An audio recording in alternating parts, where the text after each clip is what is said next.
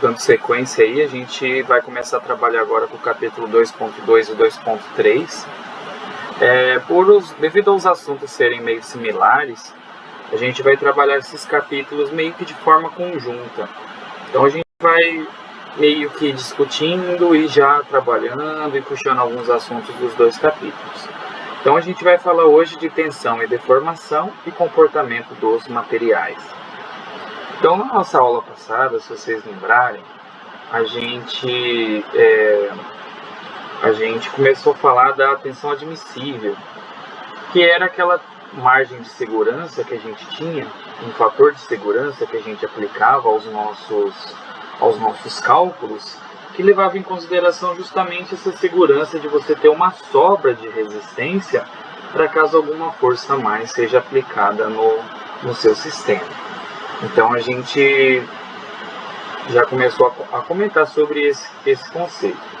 E aí a gente viu nos vídeos que foram mostrados os testes que podem ser realizados para determinar a resistência de um corpo. Então na aula passada a gente viu o teste de tração. Aí hoje a gente vai falar dos testes de compressão. E aí também a gente vai falar o que acontece quando a gente faz uma força num corpo, que é justamente acontecer essa deformação aí que é o título aqui do nosso trabalho, da nossa aula de hoje. Então a primeira coisa que a gente vai fazer é definir essa deformação específica normal que está aqui. Então a gente vai trabalhar com cargas, e essas cargas, quando a gente aplica no corpo, essa carga causa uma deformação nesse corpo. Então, sempre que uma força é aplicada, esse corpo tende a mudar a forma e o tamanho. Essas mudanças são denominadas deformação específica normal. Então a gente vai trabalhar com deformações, primeiramente, que ocorrem ali no sentido da força. Então se eu tracionar um corpo, vamos imaginar aqui, ó, que eu tenho esse corpo aqui. Se eu traciono ele, faço força nesse sentido, a tendência é que ele aumente de tamanho. E essa mudança de tamanho, pessoal, muitas vezes elas são invisíveis a olho nu. Às vezes é coisa de milímetro, mas esse corpo deforma. Agora imagina uma deformação de nível de milímetro num corpo que tem vários metros de comprimento. Essas deformações vão se somando e no final você pode ter centímetros de diferença. Então isso numa ponte, num viaduto, por exemplo, pode fazer uma total diferença. Então, quando a gente faz uma carga no corpo, esse corpo deforma.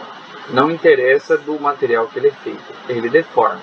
Ele pode deformar muito, ele pode deformar pouco, isso vai depender das propriedades do material, mas ele deforma. Então, a deformação, que é essa deformação específica normal aqui que a gente está falando, a gente vai utilizar essa letra epsilon, ou E, sei lá, a gente vai usar esse Ezinho aqui como sendo a deformação específica normal. Por que ela é uma deformação específica? Porque ela vai ser calculada em função do comprimento do corpo L. Então, lembram lá que tem a massa específica, que seria tipo assim, a quantidade de massa que tem num volume, ou a quantidade de massa que tem numa área, ou a quantidade de massa que tem num comprimento. A gente pode ter várias coisas, alguma coisa específica. Quando vocês forem fazer disciplina de elétrica, lá tem a densidade de carga específica, a gente tem peso específico, e aqui a gente vai falar da deformação. Então essa deformação específica vai ser essa deformação L dividido pelo comprimento inicial do corpo, que é delta. Então esse delta, esse aqui, pessoal, ele é delta igual aquele delta que é um triângulo. Só que o triângulo seria a letra grega delta maiúsculo e esse aqui seria ela minúsculo. Então, se eu pegar o comprimento final do corpo e diminuir pelo inicial, aqui, né, eu tenho certinho a variação do comprimento, que a gente está usando a letrinha aí, delta, para definir. E aí, se eu divido isso pelo comprimento inicial, eu vou ter essa deformação específica. Então, como que ficaria essa unidade de medida aqui, pessoal, no sistema internacional? Se eu estiver dividindo o comprimento final menos o inicial e dividir pelo comprimento inicial. Quem pode me responder? Como que ficaria a unidade de medida?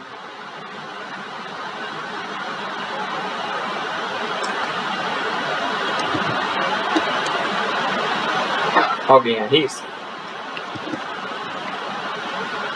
Qual que é a unidade de comprimento, pessoal? Lá da física.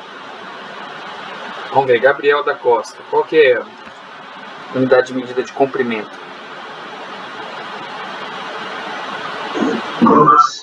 Oi?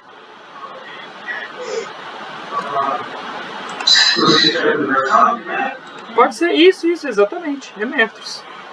Então, se eu pego aqui, ó, o comprimento final, que é metro, menos comprimento inicial, que também é metro, alguma coisa a metro menos alguma coisa a metro vai dar alguma coisa medida em metro. E o comprimento inicial também é medido em metro.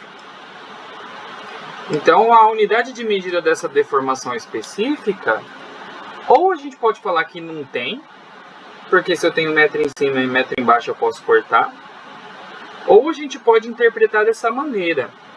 Quantos metros esse corpo varia em função de um comprimento medido em metros inicial? Então, essa que vai ser a deformação.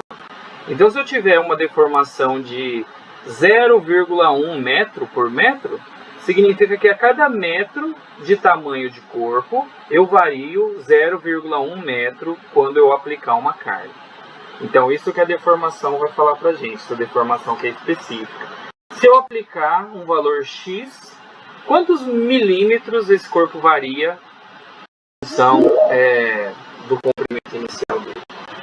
Vocês entenderam a lógica?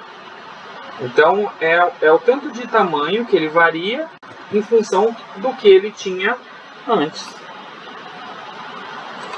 E aí a gente vai ter... Tanto é que a gente pode, inclusive, fazer assim, ó.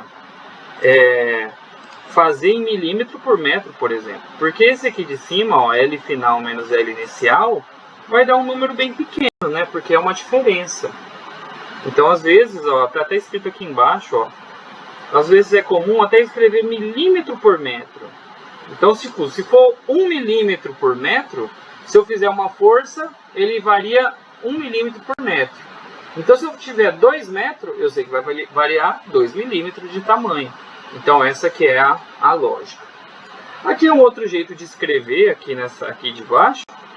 Se eu quiser, eu posso trabalhar esse valor aqui de cima, colocar em evidência e escrever dessa maneira que está escrito aqui. Mas eu acho que o mais fácil é usar essa relação aqui de cima. Aqui. Outra coisa também é assim, ó. Se a deformação específica aí for positiva, significa que o corpo alongou, né? Aumentou de tamanho. E se for negativo, ele contraiu-se, ele diminuiu de tamanho. A gente pode ver pela equação aqui em cima, né? Se a gente tem um comprimento final menos o inicial, a gente pode pensar, ó, se o L final for maior que o L inicial, vai ficar positivo. Agora, se o inicial aqui, ó, for maior, aí isso aqui dá o quê? Tem que dar negativo, né? Porque se esse é maior, então uma coisa tira a outra que é maior, né? Vai ficar negativa essa parte de cima, e aí essa deformação específica pode ser negativa também. Então, uma coisa que vocês vão ver é que ele pode ser tanto positivo quanto negativo. Pode ter os dois valores aí. Então tá, vamos para frente. Vamos fazer uma aplicação só para a gente ter uma noção melhor aí. A gente aplicou uma carga F nessa barra aí. Então essa barra está presa, né? Aqui. Está presa aqui em cima, né? Aqui onde eu estou pintando de vermelho aqui. Ela tem esse comprimento inicial aqui, ó, de 1,2 metros. E aí eu vou aplicar uma carga F. Por enquanto, a gente ainda não está relacionando o valor da força com o tanto que deforma. Daqui a pouco a gente vai fazer isso. Mas vamos supor assim, ó, fez uma força F ali. Inclusive essa força F poderia ser o próprio peso dessa barra que está presa aí nesse teto. E aí, quando aplicou essa carga F nessa barra, percebeu que ela aumentou 1 milímetro. Então pegou, sei lá, uma trena e aí mediu que sem a carga media um valor lá tal, né? Media 1.2, né? Tá escrito aqui. E aí depois que aplicou a carga, ela aumentou 0,1 milímetros de tamanho. E aí é o que a gente quer saber, ó. A gente quer a deformação normal específica dessa barra em metro por metro e em milímetro por metro. Então a gente quer essas duas relações. Então vamos pegar a equação que a gente viu agora, ó. A deformação epsilon, ela vai ser igual o delta dividido pelo comprimento inicial. Então aqui, ó, esse aqui é um delta, tá, pessoal? Esse aqui é um L inicial, é o tamanho que ele tinha de início. Então, por exemplo, o delta é a variação de tamanho. O exercício já deu direto aqui já, ó, essa variação de tamanho aqui pra gente, ó. Ele falou aqui em cima, ó.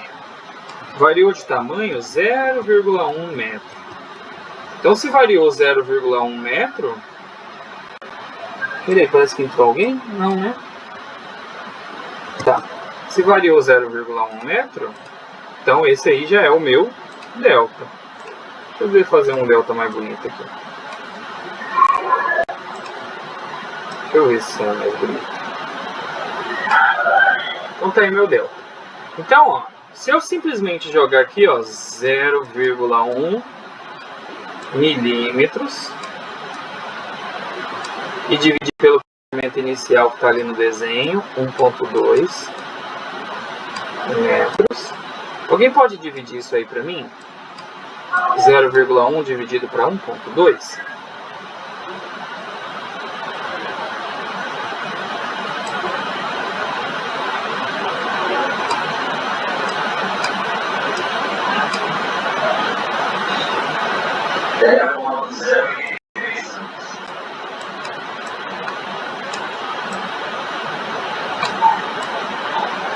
E a unidade, então, aqui vai ficar o quê? Milímetro por metro. Então, como que a gente interpreta isso? Se essa barra tivesse 1 metro de comprimento, ela teria uma deformação de 0,083 milímetros para metro. Então, se ela tivesse 2 metros, ela ia deformar 2 vezes esse 0,083. Se ela tivesse 1,2 metros, quanto que ela deformaria? 0,1, que foi exatamente o que a gente calculou aí. Agora, então aqui, ó, tá a deformação em milímetro por metro. A gente pode... Oi. Agora eu estou prestando atenção. Não é 0,001. Ah, então. Primeiro a gente fez em milímetro por metro. Tanto é que no enunciado fala ali, ó, milímetro por metro. Vamos fazer do jeito que você está falando agora. Ó. Vamos fazer agora em metro por metro. Como que ficaria metro por metro? Para passar de milímetro para metro, eu posso multiplicar por 10 a menos 3, né? Que é mili, né? E dividir por 1,2. Faz esse aqui agora para ver quanto que dá.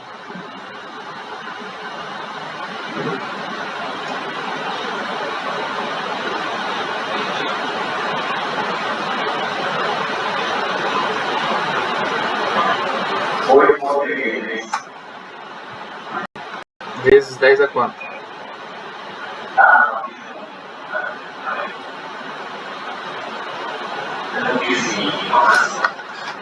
Não pode esquecer do 10 a menos 3 ali não.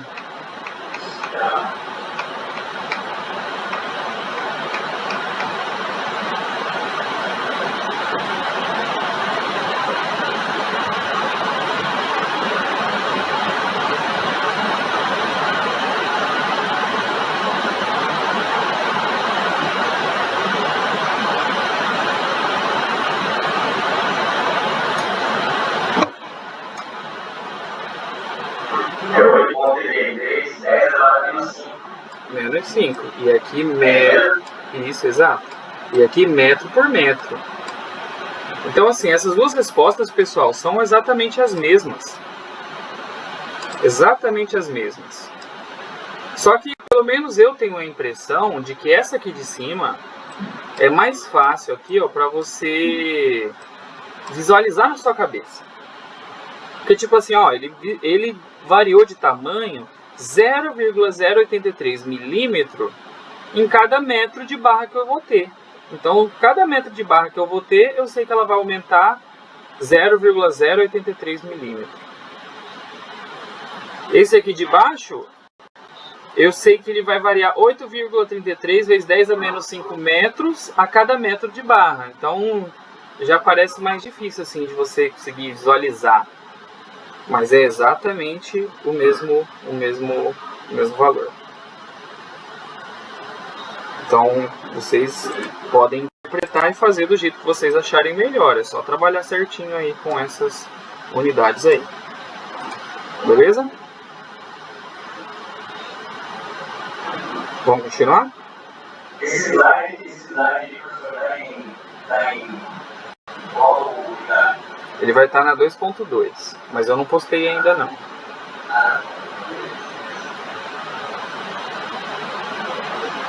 Tá, vamos continuar. A gente agora, o que a gente vai fazer? A gente vai relacionar a força que a gente faz com o tamanho da deformação. Porque, se vocês podem imaginar comigo aqui, ó, quanto mais força eu fizer, mais deformação eu vou ter. Faz sentido, né? Imagina que a gente assistiu o vídeo da aula passada, que tinha aquela máquina que tracionava uma barrinha de ferro. Vocês lembram? Então, ficou preso. Então, quanto mais você vai aumentando a força, ele vai aumentar de tamanho, até que vai chegar o momento que vai romper. Se for compressão, ele vai diminuir de tamanho, até o momento que ele rompe. Então tem como a gente relacionar a força que a gente faz, ou a tensão, com a quantidade de deformação que vai ocorrer. Nas disciplinas de física mecânica e física energia, vocês tiveram o primeiro contato com essa lei de Hooke. Então com a lei de Hooke vocês aprenderam a calcular, por exemplo, a energia potencial elástica. Então lá nas aulas de física vocês tiveram o primeiro contato. Agora, qual que era a diferença? Lá vocês viram ela aplicada somente em molas. Só que essa lei de Hooke, para deformações, pode ser aplicada para qualquer corpo. Qual que é a diferença? É que em mola a gente tem aquelas deformações grandes, que a gente consegue ver a olho nu a mola aumentar de tamanho e tal. Agora, dependendo da resistência do material, nem todos vão deformar tão fácil.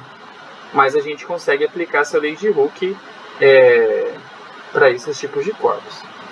Então, ó, a maioria dos materiais apresentam relação linear entre a tensão e a deformação. Então, relação linear quer dizer o quê? Se um aumenta 1, o outro aumenta 1. Se um aumenta 2, o outro 2. Se eu triplico 1, o outro triplica também. Então, são relações que são lineares, eles aumentam ali nessa proporção de acordo com a equação de uma reta, de uma linha. Então a equação que a gente vai usar vai ser essa daqui, ó, que está aqui.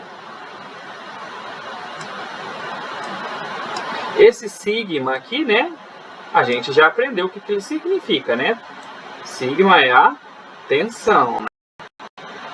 E mais especificamente, essa é a tensão normal.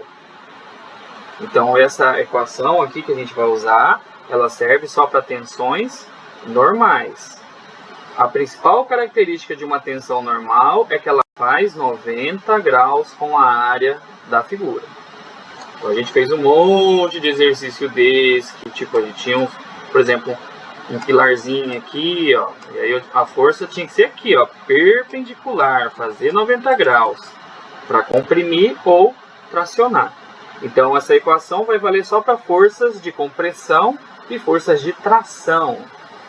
Forças de cisalhamento ou forças cortantes, essa equação não vai servir.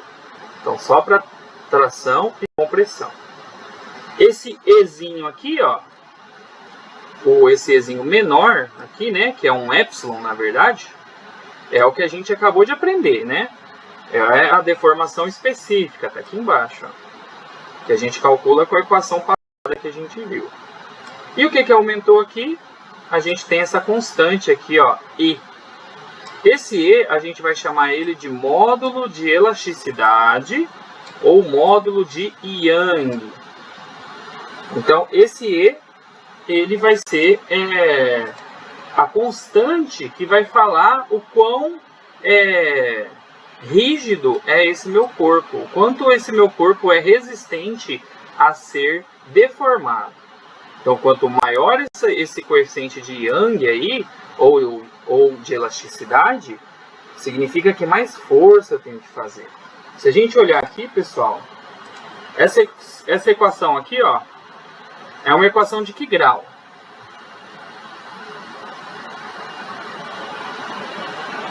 Que grau que é essa equação aí?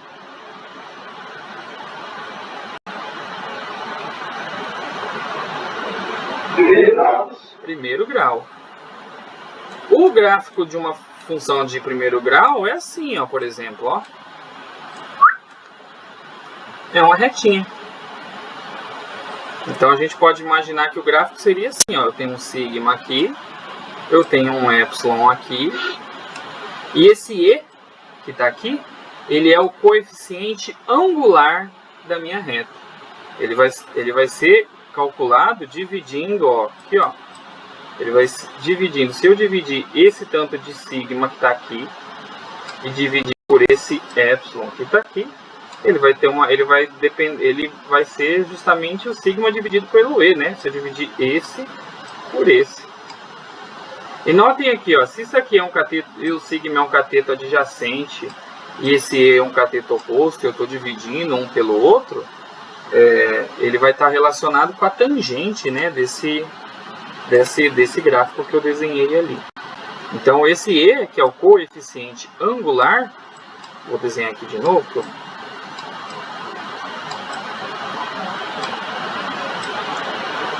fazer aqui o sigma e aqui o E. Então quanto maior, mais inclinada for essa reta, significa que eu vou ter um E, um módulo de Young maior. Se eu tiver uma retinha menos inclinada aqui, ó, eu vou ter esse módulo de Young menor. Porque ele é o coeficiente angular da reta. É ele que vai determinar essa inclinação aí que a gente está vendo. Então hoje a gente vai falar um pouco sobre a questão gráfica, também desses esforços que a gente está trabalhando. Então eu vou abrir uma página da internet aqui que eu quero fazer uma simulação com vocês. Deixa eu só mudar aqui.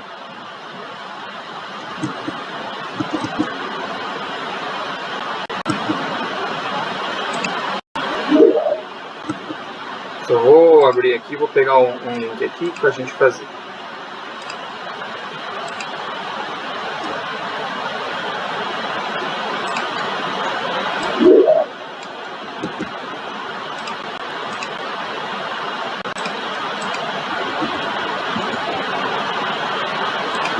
Depois eu vou compartilhar esse link dessa simulação lá com vocês, tá, pessoal?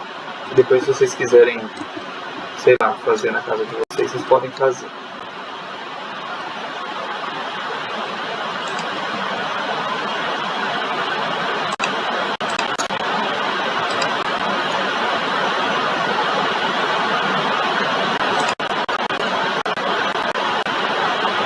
Estão vendo aí uma tela que tem duas molas aí desenhadas, uma régua. Estão vendo? Eu estou vendo. Sim. Às vezes demora um pouquinho para carregar. Está aparecendo agora. Tá. Então isso aqui, ó, a gente vai fazer com molas, mas imaginem que essas duas molas aqui que estão desenhadas, que elas poderia ser um pilar, poderia ser uma barra, poderia ser um eixo de uma máquina, podia ser qualquer cor. A gente vai simular com a mola mas podia ser com outros corpos. Então, para começar, a gente vai fazer algumas medidas aqui, e aí eu gostaria que vocês anotassem. Não, eu vou até anotar aqui, vou pegar um caderno aqui, ó, a gente vai anotando, aí eu vou digitar no Excel, aí a gente depois dá uma olhada no gráfico. Então, por exemplo, ó, eu vou pegar aqui na esquerda uma massa de 50 gramas e vou pendurar aí na minha mola. Então, aqui do lado aqui, ó, por exemplo, ó, tem uma régua que eu posso simplesmente medir. Então, notem, ó, que sem o peso, a mola fica na linha azul. Pus a mola, ela foi até a linha verde. Então, aqui deu 8 milímetros. Eu vou digitar aqui numa planilha que eu tenho aqui, aí já eu compartilho a planilha com vocês. Então eu pus 50 gramas e deformou 8 milímetros. Aí eu posso colocar uma carga maior, eu vou colocar mais 50. Vou colocar 100 agora. Para 100 gramas, ó, notem que ele deformou 16. Então eu vou escrever aqui, ó, 100 gramas deformou 16. Eu vou tirar esse de 100 e vou colocar aqui um de 250. Para 250, se a gente olhar a deformação dele, ó, 41. Então eu coloquei 250, deformou 41. Deixa eu ver se ele aceita eu colocar mais peso junto. Ele não deixa. Tudo bem. Então, ó, vou tirar esse peso daqui.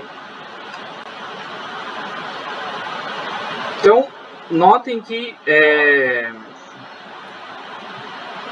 a gente pendurou esses pesos e viu essas deformações aí com a mola, certo? Então, a gente poderia estar fazendo isso numa situação dessa, por exemplo, num laboratório. Agora, o que a gente vai fazer? Vamos voltar aqui Vamos abrir aqui no Excel, por exemplo. Vou compartilhar aqui o Excel.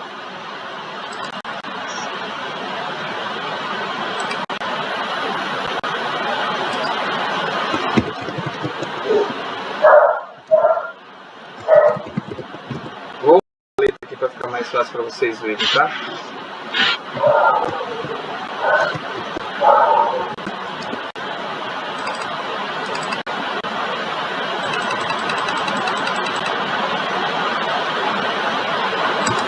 Certo? Então, aqui está na esquerda a massa e a deformação.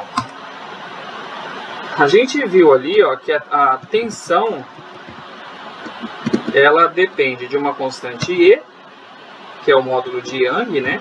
E daquele Ezinho, que era a deformação. Vou escrever aqui, ó. Então, se eu quiser calcular essa constante E, por exemplo, constante E, essa constante E, ela é a tensão dividida pela deformação. Então, se eu quiser determinar o módulo de Young ou o módulo de deformação aí desse material, né, o módulo de elasticidade desse material, é só eu dividir a tensão pela deformação. Então, por exemplo, aqui, ó, vamos dividir aqui, ó. A gente colocou 500 gramas e deformou 8. Então, eu vou dividir 50 por 8. Depois, aqui na frente, ó, eu coloquei 100 e deformou 16. Então, eu vou dividir 100 por 16. E depois, 250 e vou dividir aqui por 41. Então, deu alguns valores diferentes. Então, é de se esperar isso, né? Até porque a gente fez medidas a olho nu. E sempre pode ter algum errinho associado. O que acontece então? Como a gente tirou várias medidas, a gente pode simplesmente tirar uma média dessas deformações aqui.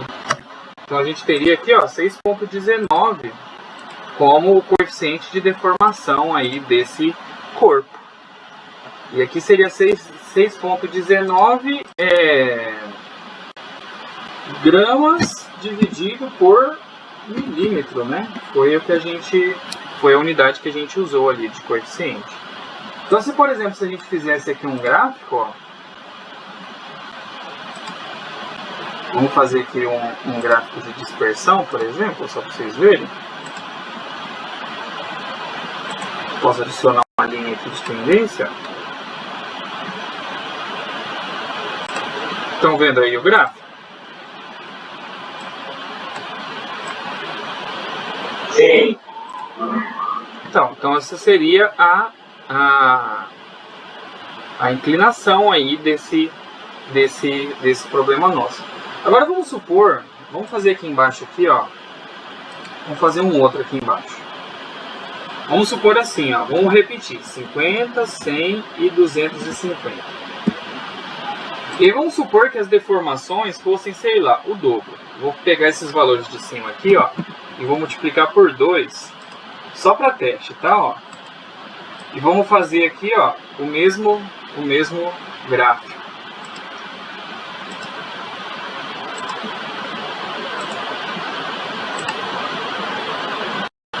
Então, só para ficar certinho, ó,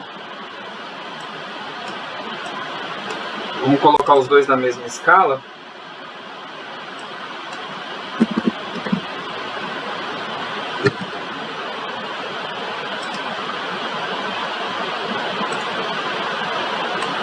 Então, o que vocês conseguem observar aí nas inclinações das duas retas?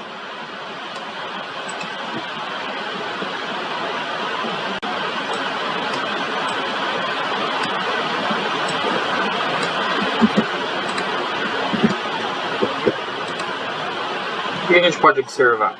Ó, esse da direita, vou colocar aqui, ó, vou renomear aqui o título dele, ele é para 6,19 gramas por milímetro de coeficiente, e esse da esquerda aqui, ó, eu calculei ali, ó, 3,09 gramas por milímetro.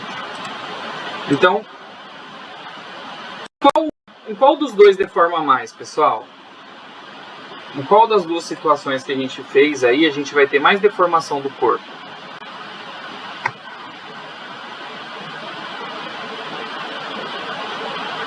Notem aqui, ó. Quando eu olho nesse da esquerda, quando eu fiz 250, ele fez com 250 de carga, ele deformou 82. Olha esse da direita. Com 250 de carga, ele deformou 41. Então, essa inclinação dessa reta está me dando justamente essa informação de quantidade de carga que eu faço e quanto que esse corpo vai vai deformar conforme essa carga que a gente está fazendo. Então, quando a gente tem coeficientes maiores, igual esse aqui da direita, eu tenho que fazer muito mais força para ter a mesma deformação. Então, esse aqui da direita é mais difícil deformar esse corpo. Seria um corpo mais rígido, que eu precisaria fazer mais carga do que esse aqui da esquerda. Então, simplesmente pelo fato da gente observar essas inclinações dessas retas, a gente já consegue ter uma noção aí, mais ou menos, da dificuldade de deformação. Então, tem corpos que vão deformar mais e corpos que deformam menos. E aí a gente consegue analisar essas deformações justamente pelos gráficos. E tem que ser gráficos de reta, né? Porque a gente está falando de equação do primeiro grau. Então, esse coeficiente, esse módulo de Young que a gente está usando aí, esse módulo de elasticidade, que é essa letra E, vou voltar lá no slide, só para a gente continuar discutindo.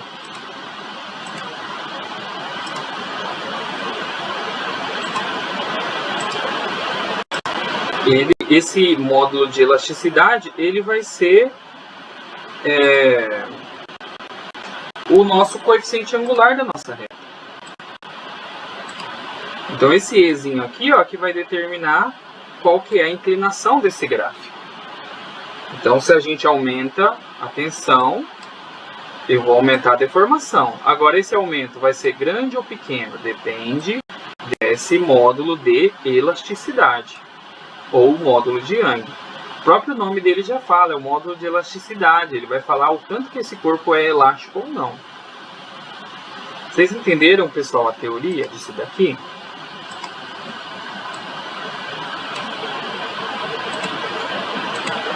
Sim? Então tá, vamos continuar. Se tiver dúvida, vocês perguntam. Então aqui, tá. Esse aqui já é um diagrama real de um corpo, de tensão por deformação de um corpo. Só que aqui, pessoal, é o gráfico de toda a deformação até esse corpo se romper. Então, se eu colocar esse corpo numa máquina que vai comprimir ou tracionar ele até o rompimento, o gráfico que vai aparecer vai ser mais ou menos parecido com esse. Então, essa simulação que a gente fez, ela funciona só até aqui, ó. Só até esse pedacinho aqui. Então, aquela equação que a gente está calculando ali, ela só funciona só até aqui. Se a gente olhar aqui, ó, a gente tem uma reta, ó. Estão vendo? Está subindo reta aqui, ó. Dali para frente, já começa a ser outros tipos de equação que não é uma equação linear. Então, essa lei de Hooke que a gente viu, ela funciona até um determinado do tanto de tensão. Então, até aqui a gente fala que o corpo ainda tem o chamado comportamento elástico. Eu faço carga nele, mas se eu interromper essa carga, ele volta a ter o tamanho que ele tinha antes. Então, eu não mudo nada no corpo até um limite de carga. Dá para perceber, ó, a partir desse pontinho aqui, né, ó, a partir desse pontinho aqui, ó, o comportamento já começa a mudar. Ou seja, eu já começo a modificar a estrutura desse corpo. Então ele deforma, mas se eu cancelo, ele volta. Então a gente pode... os diversos materiais construtivos que a gente pode ter vão ter diferentes gráficos, diferentes diagramas desse daqui que a gente está observando. Então a gente vai ter metais, madeiras, polímeros. Então cada um vai ter um gráfico desse com essas deformações e tensões. Então tem uma parte teórica aqui, ó, que é legal a gente discutir. Então, por exemplo, essa primeira parte aqui, ó, que eu pintei de azulzinho, até aqui é a fase então que a gente vai chamar de elástica, que é essa que eu acabei de explicar. Então aqui, ó, a gente pode fazer carga no corpo e ele volta meio que a ser o que era antes. Você faz uma força, ele volta. Então, nessa fase o corpo consegue voltar ao tamanho original. Depois, então, tem toda essa outra quantidade aqui que vai acontecer outras coisas com esse corpo. Então, nessa parte vermelha, a gente chama de fase plástica. Na fase plástica, a deformação é permanente. Então, meio que você estraga o corpo. Se ele ter uma deformação plástica, ele não volta a ser o que ele era. A gente começou a comentar sobre isso, se vocês lembrarem do vídeo da semana passada, que eles fizeram a comparação lá na mecânica, que eles pegaram o amortecedor, né, do carro e depois mostrou uma batida. Então na batida amassou ali, você não consegue retornar ao que era antes aquele material. E já o amortecedor não. Você vai apertando, ele sempre vai voltando ali. Esse gráfico também tem mais alguns pontos interessantes que a gente pode discutir. Estão vendo aqui, ó, que tem 3 pontinhos aqui, ó, bem paralelinhos aqui, ó, que eu coloquei esse tracinho laranja. Essa parte que acontece isso, a gente chama de escoamento. Então nessa parte de escoamento, vai chegar uma hora que assim, você, na fase elástica, você tem que aumentar a tensão para aumentar a deformação. Se você olhar aqui antes, ó, para bolear mais para a direita, você tem que aumentar a força para cima, né? Então você aumenta, para aumentar a deformação, tem que aumentar a tensão. Mas vai chegar um ponto que a gente chama de escoamento, em que o corpo ele meio que vai se manter deformando, mesmo mantendo a mesma tensão. Então, nesse momento do escoamento, você já está alterando ali as propriedades dele. Então, por exemplo, se você estiver tracionando, imagina que o corpo está aqui. Você começou a tracionar, ele está deformando. Então, a tendência dele é ir esticando. Então, vai chegar uma hora que mesmo sem fazer carga, você só manter a força, você continua fazendo ele aumentar um pouquinho de tamanho ali. Então, bem aonde termina a fase elástica, a gente chama de limite elástico. Então, aqui onde está acontecendo o escoamento, é onde que está acontecendo o limite elástico.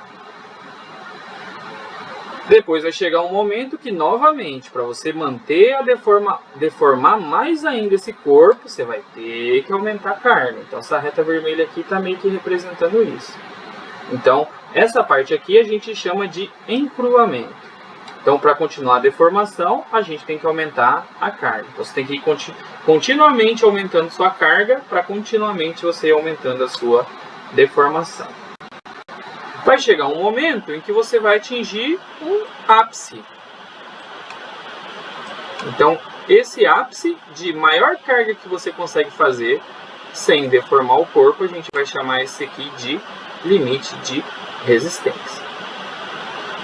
Depois, se a gente continuar fazendo essa carga, aqui a gente já consegue continuar aumentando de tamanho esse corpo, deformando ele mesmo com forças menores. Por quê? O que acontece? A gente vai ver depois um coeficiente chamado coeficiente de Poisson, ou Poisson, que é assim, ó. Você tem o corpo aqui. Vamos supor que você traciona. Ele vai deformar, ele vai aumentar de tamanho. Ou seja, para ele aumentar de tamanho, a matéria não vai aparecer nada. Ou seja, ele tem que ficar mais fino. Certo?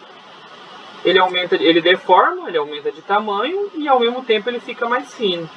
Então, conforme a área vai diminuindo, aqui por causa da deformação, meio que também vai ficando mais fácil você deformar ele, porque ele vai ficando mais fino, porque você está deformando, você está esticando ele. Então, aí depois aqui, mais na frente, você consegue daí deformar ele fazendo um pouquinho menos de força do que a que você fez até ele chegar no limite da resistência dele. Então vai chegar uma hora aqui, ó, esse aqui seria o caso que o corpo simplesmente ia romper, por isso que não tem mais gráfico, ele ia quebrar aqui, ó, no meio dele. E aí não tem mais como continuar fazendo deformação, então você simplesmente vai romper o corpo de tanta tensão que você fez. Então, esse aqui é uma parte bem teórica. Então é capaz que no decorrer da carreira de vocês possam ter que acabar fazendo interpretações de gráficos como esses aí. Mas é legal entender isso aqui para a gente entender como que ocorre aí as variações de tamanho do corpo, né? Então eu preparei um vídeo, pessoal, que vai ilustrar também essa parte e eu quero compartilhar ele com vocês. Eu vou passar o vídeo aqui e aí vocês, na hora que eu der play, vocês confirmem para mim se está saindo o áudio certinho, tá? E aí eu vou passando o vídeo e aí conforme for tendo coisas interessantes, eu vou pausando e vou discutindo com vocês. Deixa eu pegar o link aqui.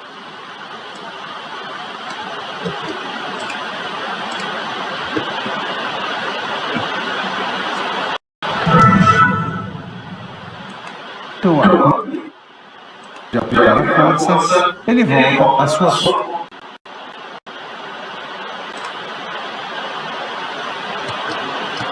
Eu vou compartilhar aqui agora. Aí vocês só confirmem pra mim se saiu o som. Só fala assim, saiu e tal.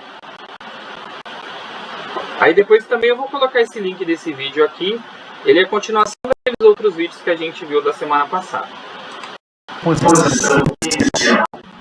Ah, tá, peraí. Saiu, né? Tá, eu vou voltar um pouquinho.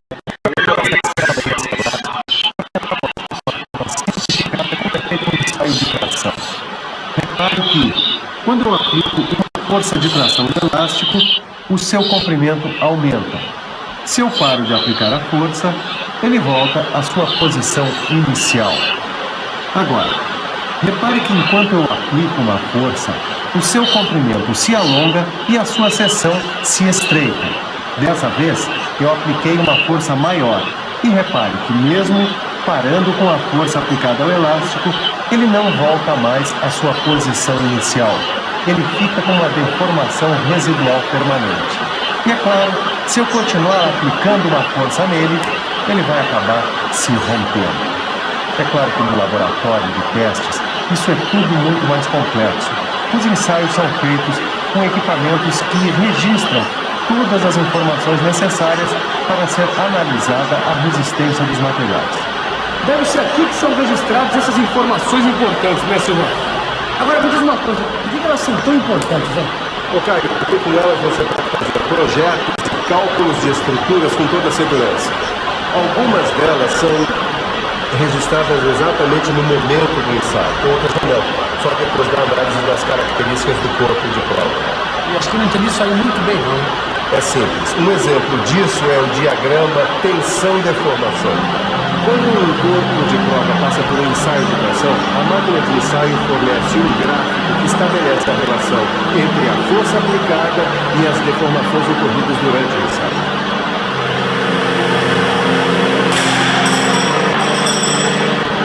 Peraí, agora que acabou o ensaio, qual é o próximo passo, Silvão? Como nós queremos determinar as propriedades do material ensaiado, o que nos interessa é a relação entre a tensão e a deformação. Ou seja, nós vamos usar este gráfico intermediário que foi produzido pela máquina e vamos conseguir o que nós queremos. Bom, eu já sei que tensão corresponde à força dividida pela área da seção sobre a qual ela é aplicada. E aplicando essa fórmula, nós conseguimos os valores de tensão. E neste mesmo gráfico nós montamos o diagrama tensão-deformação. Esse diagrama de tensão-deformação também está aparecendo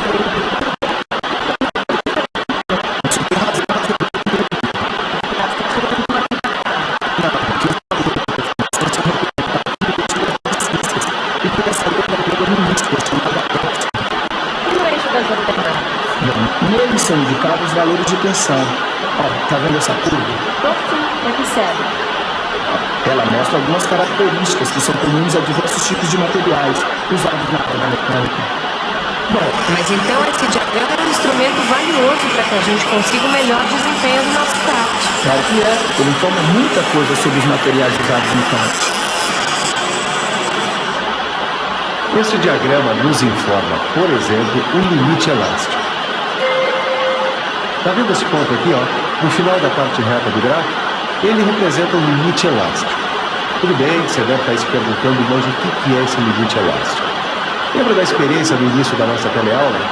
Quando a certa altura eu parei de fazer força sobre o elástico e ele voltou à sua posição inicial? Pois é, o limite elástico é isso. Se o ensaio for interrompido antes desse ponto e a força de tração retirada, o corpo volta à sua forma original. E o interessante, Caio, é que na fase elástica os materiais obedecem a lei de Hooke. Quer dizer, as deformações são diretamente proporcionais às tensões aplicadas. E o que quer dizer isso? Diretamente proporcional? Quer dizer que as deformações aumentam na mesma proporção que a força aplicada.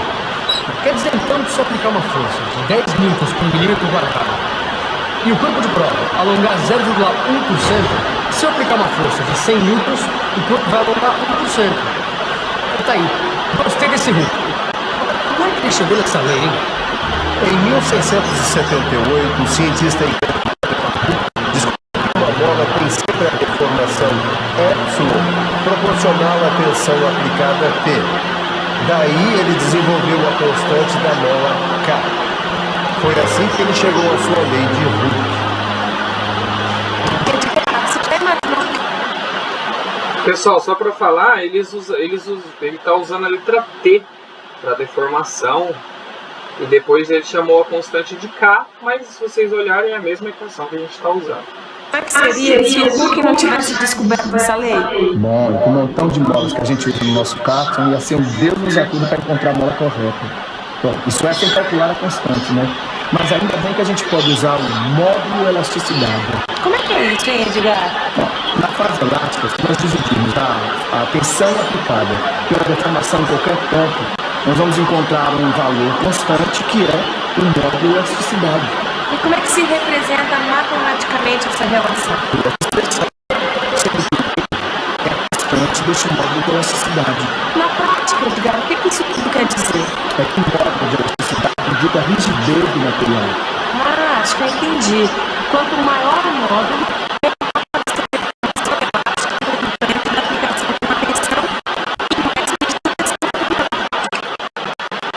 Então, beleza, pessoal. Isso aqui é só para a gente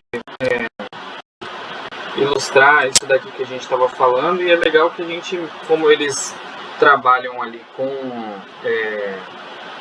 com os exemplos, né, dos testes, então fica interessante da gente ver justamente por causa disso. Então eles mostram bem o que foi feito ali. Outra coisa legal também para a gente ver, que a gente não tinha visto ainda, é para o ensaio de compressão, porque a gente só assistiu na aula passada o ensaio de tração. Então vamos ver hoje como que funciona o ensaio de compressão. Então eu já vou compartilhar aqui com vocês aqui.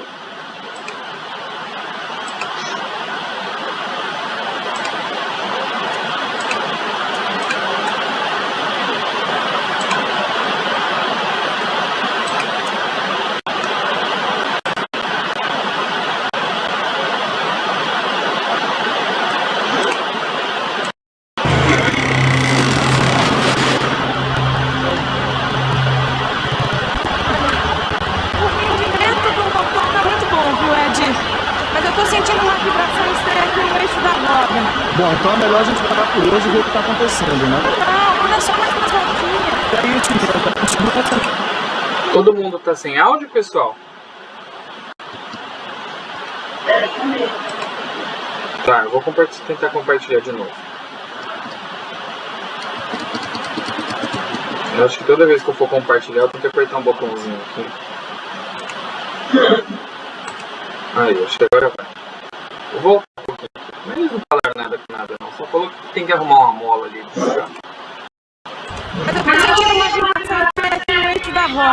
Bom, então é melhor a gente parar por hoje e ver o que está acontecendo, né? Não, vamos dar só mais umas voltinhas. Que é isso, Neuza? Com segurança não se brinca, hein?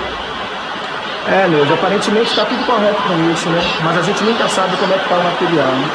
Mas a gente submeteu essa peça a um monte de ensaio.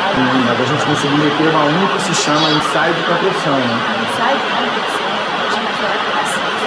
Eu não sei, mas ele é muito utilizado em ferro fundido, pedra, madeira, concreto, em produtos acabados como as molas, os tubos, e é considerado também o inverso do ensaio de tração. Nos ensaios de compressão, os corpos de prova são submetidos a uma força axial para dentro, distribuída de modo uniforme em toda a seção transversal do corpo. Notem uma coisa aqui, pessoal, nessa animação que eles estão mostrando. Tá vendo? O corpo ele diminui o comprimento, mas ele fica mais largo, né? Porque a matéria ela não vai sumir. Ela tem que ir para algum lugar.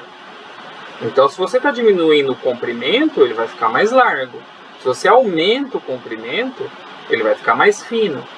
Quem já pegou um canudinho e esticou ele o máximo que conseguiu, dá para perceber bem isso.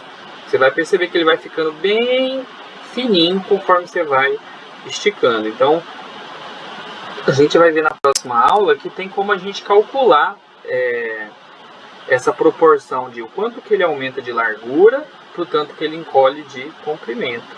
Tem um coeficiente que vai ser similar a essa lógica que a gente está usando hoje, né, desse coeficiente de elasticidade, né, ou módulo de Young, que vai justamente falar sobre isso, que vai ser o tema da nossa próxima aula. Para entender isso, a gente tem que ficar de olho.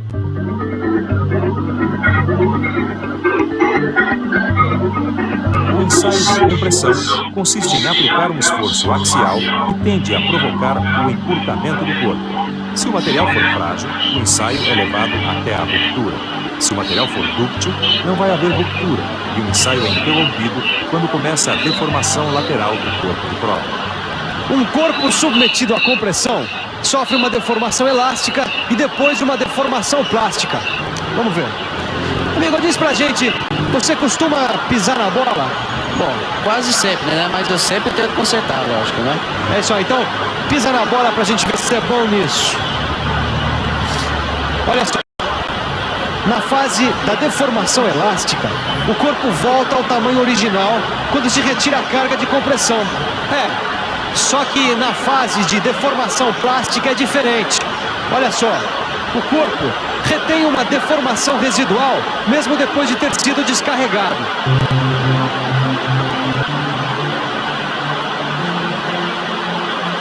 Aqui, a gente vê a representação esquemática de um corpo de prova antes de receber a carga de compressão, durante a ação da carga com deformação elástica e após a retirada da carga, voltando ao estado original. Aqui, a gente vê um corpo de prova antes de receber a carga de compressão, durante a carga com deformação plástica e após a retirada da carga com deformação permanente. Pois então, cara, nos ensaios de compressão, a lei de Hooke também vale para a fase elástica da deformação. E dá inclusive para a gente determinar o módulo de elasticidade para materiais diferentes. Como é que a gente faz para calcular a tensão da deformação e a tensão do módulo de elasticidade? A gente usa algumas fórmulas.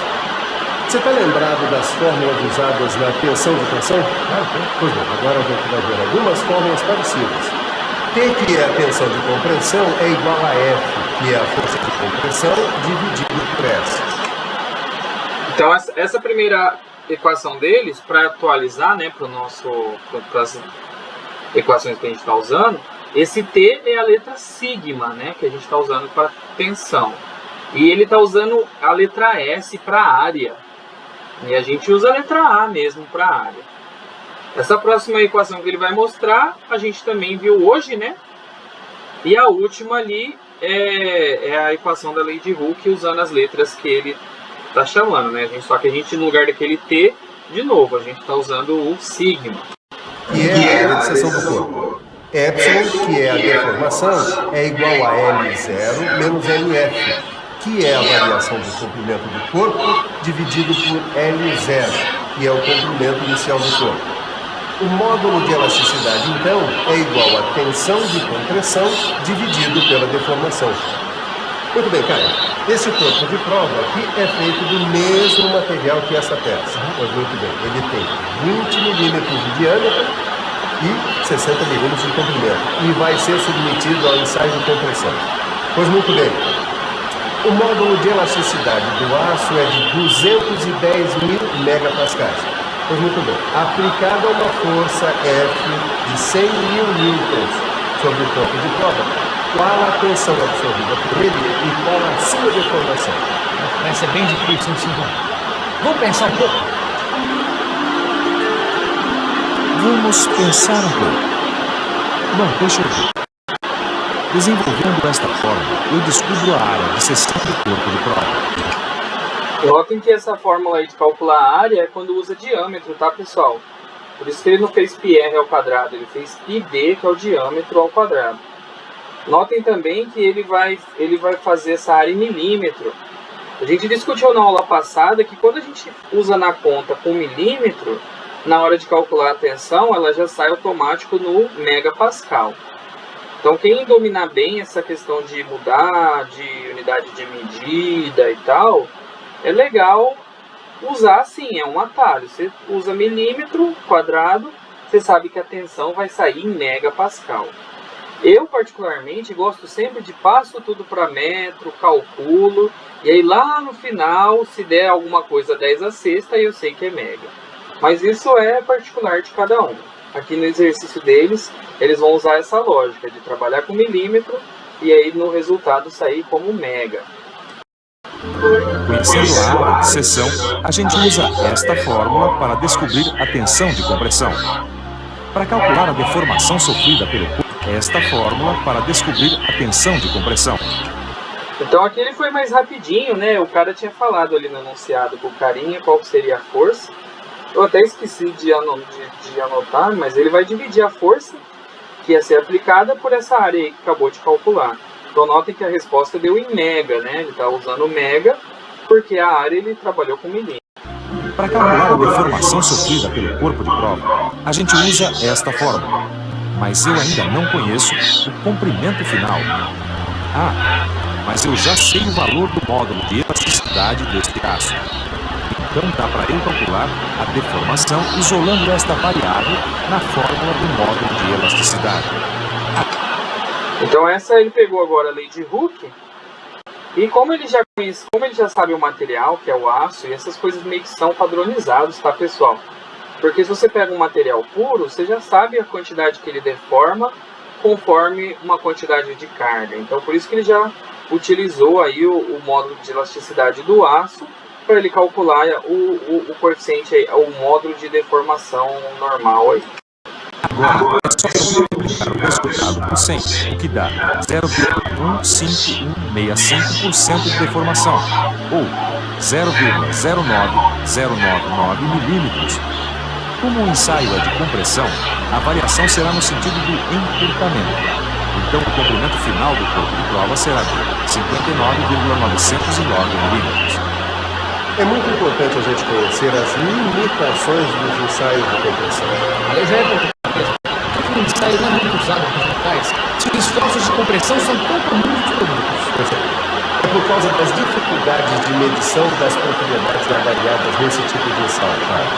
Os valores é difícil a verificação disso pode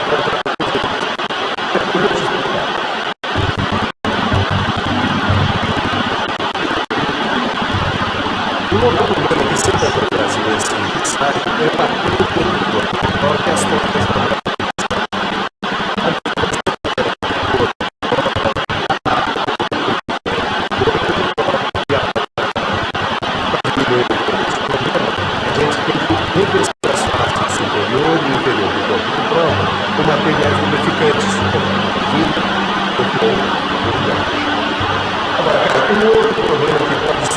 durante o ensaio de compressão.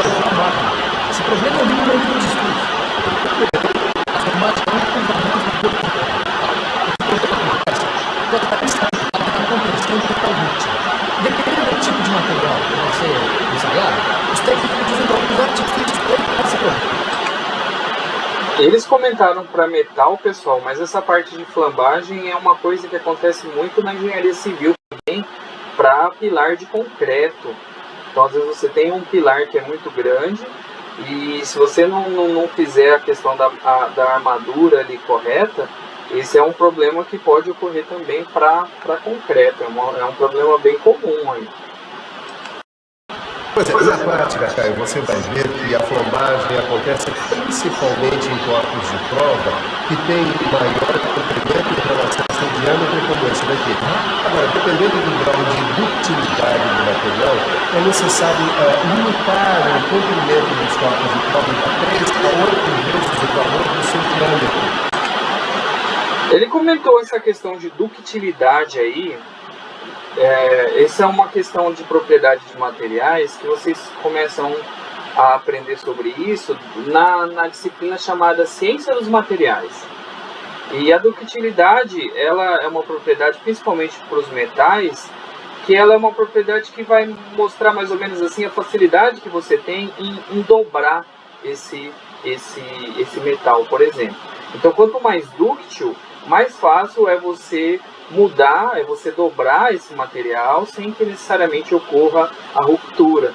Então essa é uma propriedade que, por exemplo, não é legal que tenha ductilidade, por exemplo, num pilar de concreto, que você não quer que ele dobra, mas é uma propriedade interessantíssima para fios, por exemplo, que sejam dúcteis, porque fio você não quer que um fio se rompa toda vez que você dobrar ele. Então essa é uma propriedade legal para fiações, por exemplo, mas para coisas estruturais aí já não é legal.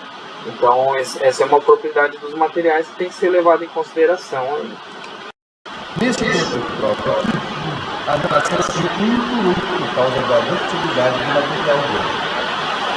Olha, Edgar, aqui diz que outro cuidado deve existir. Tá, esse restante aí da filmagem, eles vão conversar de outras coisas. Eu vou postar depois, pessoal, esses links lá para vocês. Depois, se vocês se interessarem, vocês podem assistir aí com mais calma ou reassistir. Então, eu acho que serviu para ilustrar, né, como que são feitos esses testes de resistência dos materiais, porque você, nesses cálculos que a gente está fazendo aqui, normalmente a gente está calculando a força que vai ser feita, as consequências que vão acontecer com o material, mas a resistência de ruptura dele, né, igual a gente está vendo esse gráfico, ou qual que é o limite elástico desse corpo, normalmente já é de fábrica, já é conhecido, já é tabelado. Então, se você está fazendo ali, você fez uma treliça de aço, e você sabe o diâmetro, se você já tem noção mais ou menos de quanto que ele deforma, baseado nas tensões que você vai colocar. Então, tudo isso tem que ser levado em conta na hora de você fazer seus cálculos, para você saber aí como que vai funcionar esse corpo. Então, vamos fazer um exercício que meio que vai juntar tudo isso. Então, eu vou compartilhar aqui com vocês esse aqui. Vocês estão vendo aí, pessoal? Estão vendo o exercício? Pessoal? Sim. Tá. Então, esse aqui eu vou dar uns minutos para vocês fazerem. Aí depois a gente vai fazer junto. Então, ó. Oi? Ah, sim, tudo bem. Então, tem uma coluna feita de concreto e ela tem esse módulo de elasticidade de 40 gigapascal. Então, é o módulo de elasticidade dele, que é aquele E maiúsculo. Vou até escrever aqui do ladinho aqui. Módulo de elasticidade ou módulo de Young, né, que a gente viu agora, para a lei de Hooke. Então ele tem esse módulo de elasticidade aí. E aí a gente quer a deformação normal. Deformação normal é o epsilon. A gente quer a variação do comprimento. Variação do comprimento é o delta. Vou escrever aqui, ó, é a letrinha delta minúscula. E o comprimento final, né, que é LF, né, pode chamar assim, LF. Esse é o comprimento final. Para quando ele sofrer uma força de 640 newtons, 640 kilonewtons. Aqui no desenho tá as medidas, né, desse corpo. Tá um pouco fora de escala, né, mas é só para didático. Então ele tem uma área de base aí de 200 por 300 milímetros e ele tem uma altura aí de 2 metros. E aqui estão todas as equações que a gente já conhece, né? A gente aprendeu essas duas primeiras, né? Essas duas aqui hoje. E a equação de tensão, a gente está falando dela desde o começo aí do semestre, certo? Então, vou dar uns 10 minutos aí para vocês fazerem e aí daqui a pouco a gente faz juntos.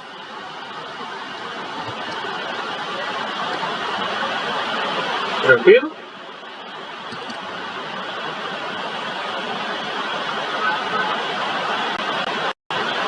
Então vou esperar vocês fazerem.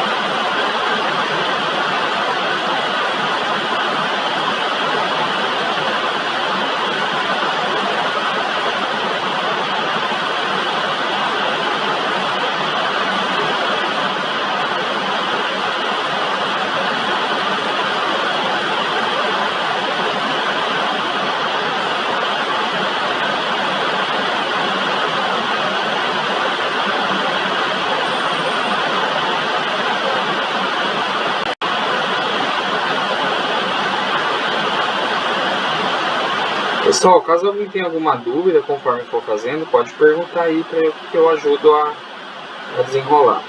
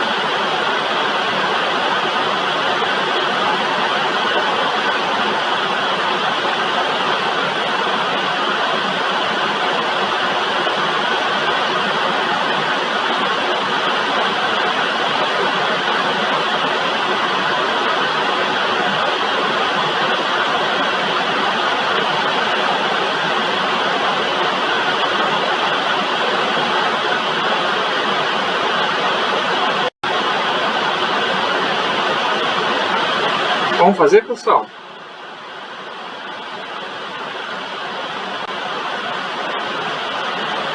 Conseguiram terminar? Querem mais uns minutinhos?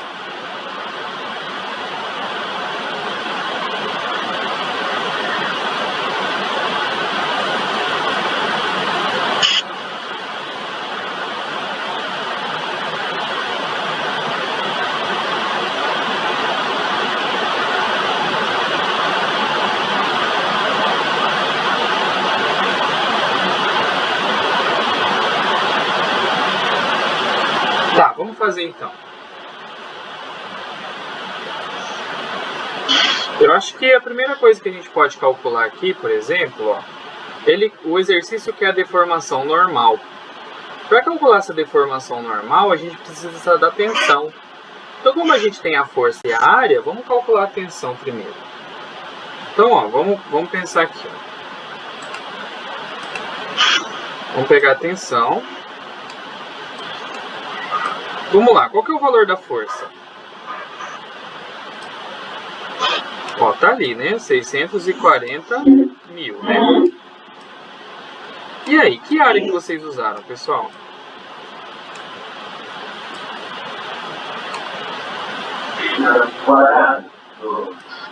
Quadrado da base, né?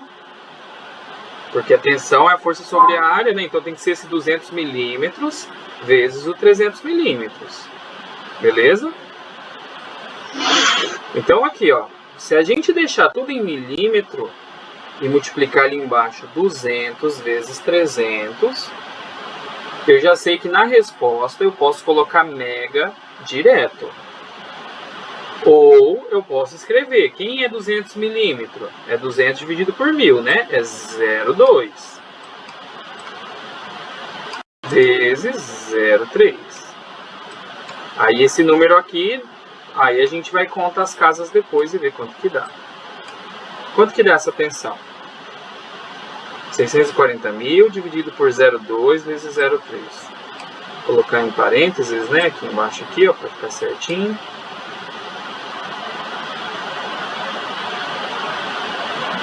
Quanto que dá isso? Dá 1,07 vezes 10 a 7. 1,07. Que número que é depois do 7? Ah, porque eu só Não, eu falo, mas ela deve estar arredondando certinho então, né?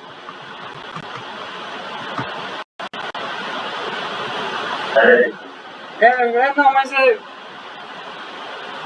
Não, mas é isso mesmo, é 1,07, tá certo. Então, 1,07 vezes 10 é quanto? elevado a 7. 10 a 7 Pascal. Se eu quisesse isso aqui em megapascal, por exemplo, eu ando a vírgula uma casa, né? Então isso aqui daria, por exemplo, ó, 10,7 megapascal. Porque o mega é 10 a sexta, né, pessoal?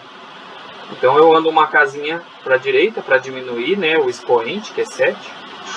Então eu poderia também escrever desse jeito. Beleza, já sei a tensão. Então agora eu consigo calcular aquele epsilon, né, que é a deformação normal. É só eu dividir essa tensão que eu achei e dividir ela pelo módulo de elasticidade que o exercício deu, que é 40 GB. Então, por exemplo, ó, se eu isolar ele aqui, ó, o epsilon, se a gente olhar ali a equação, né, ele vai ser o sigma, que eu acabei de calcular, e vou dividir ele por módulo de elasticidade, que é esse E quadradinho aqui. Então vai ficar 1,07, isso aqui vezes 10 a sétima, né, pessoal? E o enunciado deu ali, ó, quanto que vale esse módulo de elasticidade. É 40 GB. Giga é 10 a quanto, pessoal?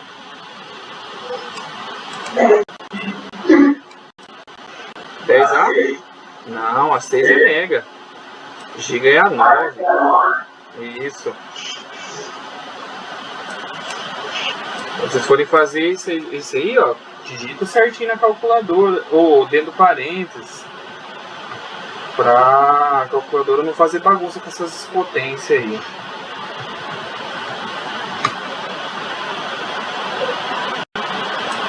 O meu aqui, ó, deu 2,675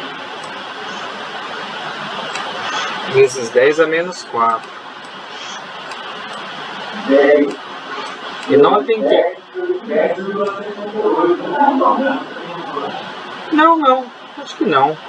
O ideal, mas assim, depois você tenta voltar ela para usar todas as casas, porque esse vai se acumulando, e aí no final pode dar uma resposta bem diferente.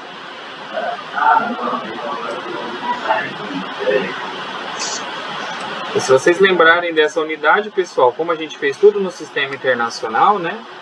Vai ficar metro por metro.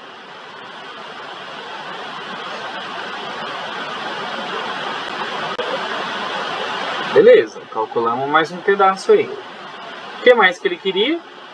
Ele quer a variação do comprimento. A variação do comprimento é a letra delta. Se a gente olhar as relações matemáticas que estão ali em cima, ó, o delta ele é igual a deformação normal específica vezes o comprimento inicial, L. Então a variação de comprimento, que vai ser quantos metros esse corpo vai aumentar, é eu pegar esse 2,675 vezes 10 a menos 4 e multiplicar por quanto, pessoal?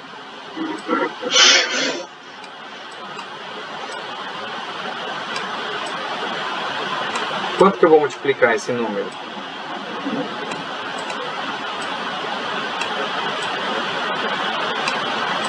Quanto que é o comprimento inicial?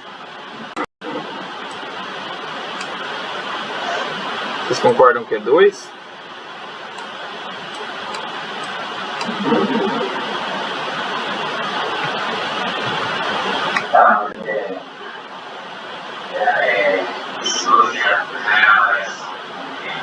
Não, a variação do comprimento é o delta. 2 é o tamanho inicial do corpo. L. É o L. Então aqui no meu deu 5,35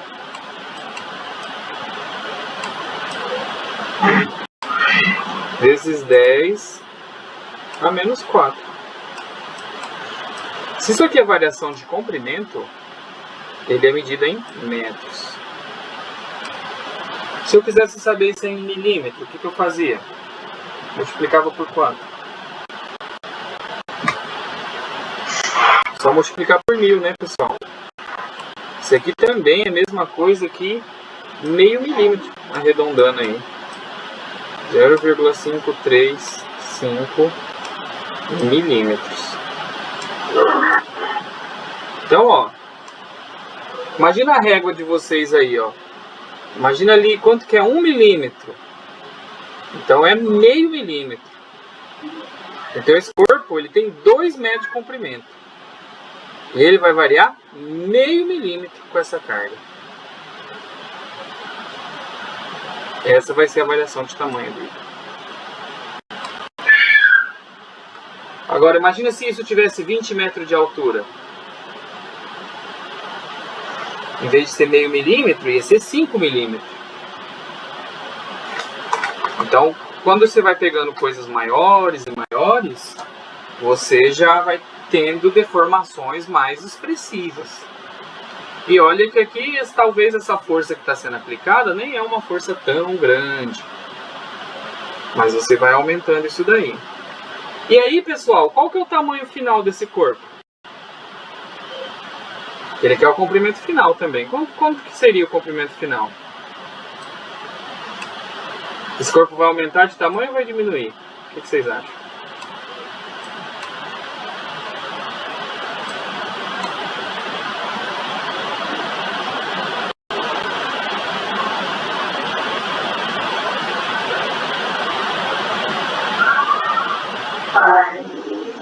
Olha o sentido da força ali, ó. O que ele vai acontecer com ele? Olha o desenho.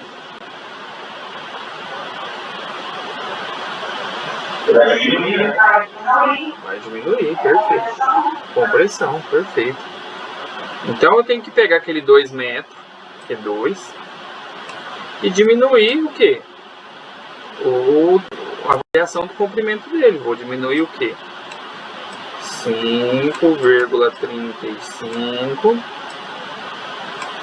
vezes 10 a menos 4.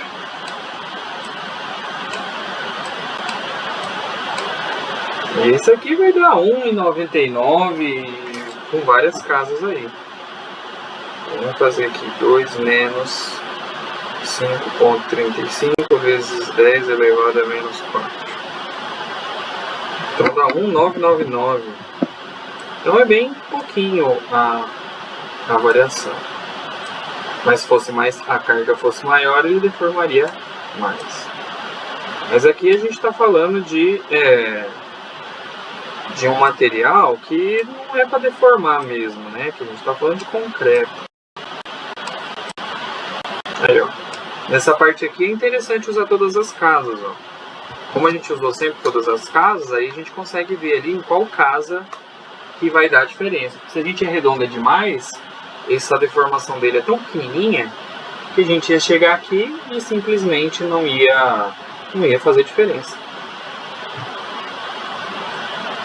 E aí, pessoal, o que vocês acharam? Tranquilo, né, esse conteúdo? O negócio é fazer a interpretação ali de o que é cada coisa. Às vezes tem nomes parecidos. Mas assim, se você tem escrito num papel ali, uma lista, ou a internet à disposição, você tiver ali, ó, a listinha com todas as letras, o que é cada coisa na fórmula, não tem rolo. É só olhar e substituir. Mas eu acho que a lição que a gente tem que tirar da aula de hoje, o que a gente tem que entender, é justamente isso. Eu faço uma carga, o corpo deforma. Eu faço mais carga, ele deforma mais ainda. E esse tanto que ele deforma depende de cada material. Cada material vai deformar de uma maneira. E qual que é a variável que fala para mim o quanto que o material varia de tamanho, de deformação? É esse módulo de elasticidade aí. Então esse módulo de elasticidade eu vou encontrar ele analisando aquele gráfico que a gente fez.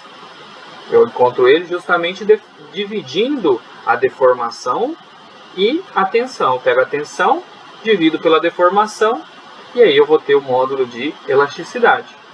Igual o que a gente fez no Excel ali. A gente divide a tensão pela deformação e eu tenho essa constante aí, módulo de elasticidade. E também lembrando, igual a gente viu nos vídeos, esse módulo de elasticidade, essa fórmula, só funciona enquanto o corpo estiver no regime elástico. Vai chegar um ponto em que o corpo para de ter esse comportamento linear da relação de deformação com tensão. Aí já bagunça tudo, aí já é outros comportamentos. Então aí você já tem que analisar de outros jeitos quando você já começa a ter ruptura no corpo. Mas no projeto ninguém vai projetar nada para romper. Então você sempre vai usar o final da parte elástica ali para usar no teu projeto. E como que a gente aprendeu na tensão admissível, então a gente vai usar bem menos ainda do que aquele limite ali da parte de elasticidade. Para a gente ter segurança, porque a gente não quer que ocorra a ruptura ou deformações plásticas, né, nesses corpos. Beleza, então, pessoal.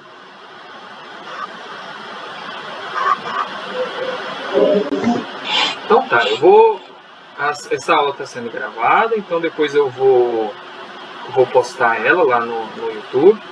Eu vou parar aqui a gravação, mas continuo conversando com vocês.